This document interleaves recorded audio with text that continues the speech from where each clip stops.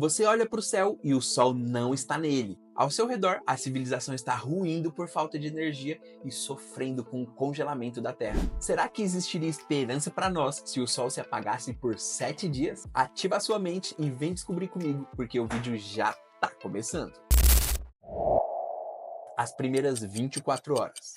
Logo após o apagão do Sol, o último flash de luz produzido por ele levaria 8 minutos para chegar aqui na Terra, e esse seria o tempo que nós levaríamos para descobrir que o Sol entrou de férias. Nesse momento, a Terra mergulharia numa escuridão completa e as luzes artificiais seriam a única forma de iluminação que nós teríamos por aqui.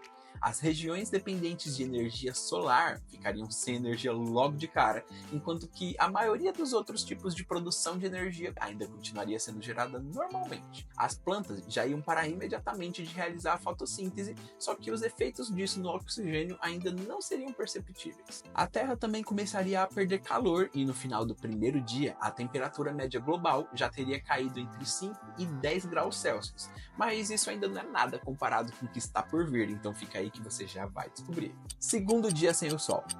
Nesse segundo dia, a temperatura média global cai mais 10 graus Celsius adicionais, e as áreas tropicais agora começam a experimentar temperaturas por volta dos 15 graus Celsius, enquanto zonas temperadas, como os Estados Unidos e partes da Europa, começam a ter que lidar com os ponteiros apontando 0 graus. Já em regiões mais frias, como o Canadá, a Rússia e o Alasca, os rios e lagos começam a congelar rapidamente, e nas regiões antárticas o gelo começa a avançar e o derretimento das calotas polares já nem é mais um problema da humanidade.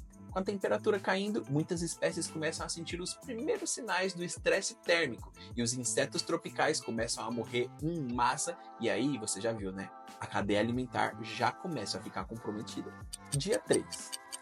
A temperatura global continua despencando e algumas cidades começam a ficar inabitáveis. A infraestrutura de aquecimento entra em colapso e lugares como a costa leste dos Estados Unidos, o sul do Canadá e grande parte da Europa começam a enfrentar congelamentos severos. No norte da China, na Europa e no Canadá, as águas já estão cobertas por camadas finas de gelo, o que dificulta muito o acesso à água potável. Países como o Brasil, que tem grande parte do fornecimento elétrico vindo de usinas hidrelétricas, começam a enfrentar dificuldades à medida que os rios e reservatórios congelam e comprometem o fluxo da água. Além disso, com o congelamento avançando também na superfície dos oceanos, grandes navios petroleiros que são responsáveis por carregar todo tipo de combustível começam a ter dificuldades na navegação e começam a ficar presos nos portos congelados. Mas se você acha que sobreviveria até aqui, dá um like nesse vídeo e conta aqui nos comentários qual seria a estratégia que você usaria.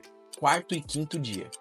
O quarto e o quinto dia sem o Sol seriam as 48 horas mais mortais da história da humanidade. Isso porque, sem energia para aquecer os ambientes, as cidades inteiras mergulhariam no frio absoluto, com temperaturas entre menos 40 e menos 60 graus Celsius em regiões temperadas, e inclusive próximas de 20 graus negativos em regiões tropicais. Também seria entre o quarto e o quinto dia que a falta de água potável já seria uma realidade há 3 dias para quem perdeu o abastecimento de energia. Isso porque a água nas tubulações e nos reservatórios estaria congelado e sem energia para derretê-los, as pessoas começariam a sucumbir para desidratação, o que aumentaria muito a taxa de mortalidade no mundo. A cada hora que passa, as condições se tornam mais letais, e não apenas pelo frio, mas pela fome, sede e pela impossibilidade de se aquecer ou até mesmo de encontrar refúgios. Assim, aqueles que não conseguem acender uma fogueira e nem manter uma fonte de calor ativa por perto começam a entrar em estado de hipotermia, e isso também aumenta a taxa de mortalidade no quarto e quinto dias. Desse jeito, quando o quinto dia terminasse, cerca de 70 a 80% da população mundial não teria chegado até aqui. E o pior ainda nem chegou. Sexto dia. Os geradores de energia que ainda estivessem funcionando começariam a parar por conta do frio extremo. Além disso, o próprio combustível, especialmente o diesel, começaria a ficar na forma sólida, deixando hospitais e abrigos totalmente sem qualquer fonte de energia. A maior parte dos sobreviventes estaria reunidas em abrigos, e a essa altura haveriam disputas por itens como roupas, comidas e até por um lugarzinho mais perto da fogueira. Nesse ponto, as temperaturas cada vez mais negativas começariam a ser apenas o segundo maior inimigo dos sobreviventes, já que o primeiro começaria a ser o psicológico. Sétimo dia. A Terra agora é um mundo silencioso e de gelo. Os oceanos congelados, fauna e flora destruída, cidades inteiras em escombros e mais corpos do que se podem contar, agora substituem tudo que um dia já foi vibrante e cheio de vida. No entanto, contra todas as probabilidades, alguns poucos ainda resistiram. Em regiões como a Rússia, o Canadá e certas áreas da Escandinávia, existem alguns bunkers geotérmicos que conseguiriam passar por esses 7 dias com pequenos grupos de pessoas em cada um deles. Outros grupos que tenham resistido em estações profundas do metrô ou em fontes termais também podem ter sobrevivido até aqui.